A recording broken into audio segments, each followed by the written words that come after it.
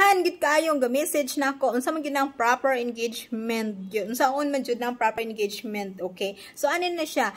TikTok, Facebook, mo gyud ni siya angay natong buhaton. Kay kung dili ta bo diri dapita mo comment, dili ta din dapita mo tan-aw kung ikaw tig-tan-aw lang ka diha dapita is dili gyud na siya ingon nga engagement kay wala man ka ni tan-aw sa video. So ako ipakuan ninyo kung unsa ni siya, unsaon na siya pagkuan sa proper engagement. Okay ha?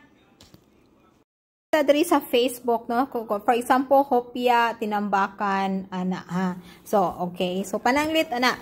So, ikaw, kung wala ka naka-follow niya, follow ni mo siya. Okay? Follow na to siya, no? So, next is naman na siya video din, ha? Nga nagtabi na siya diha.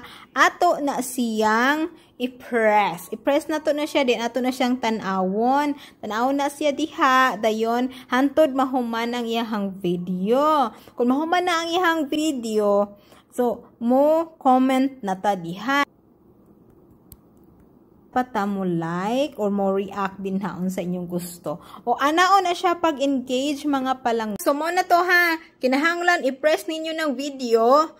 Dayon makuan mo sa iyang video. Dili kay naara mo sa homepage ka tan-aw. So dili na siya count as views mga palangga. Mano ninyo ilang video, mag-comment ka, dayon magkuan ka, mag-react ka o pwede sa nato i-share. O inanaro na siya ngano man jud nga na sige ra kag scroll din ha nya mingon mo nga kuan kanang ni kuan man ko ni engage man ko inana sigurado ka nga mo jud nang gipislit din ha or ni engage ra ka din ni comment ra ka din ha nga wala gid nimo gi-press nang iyang video, no? So ana na ha, so mo na siya proper engagement.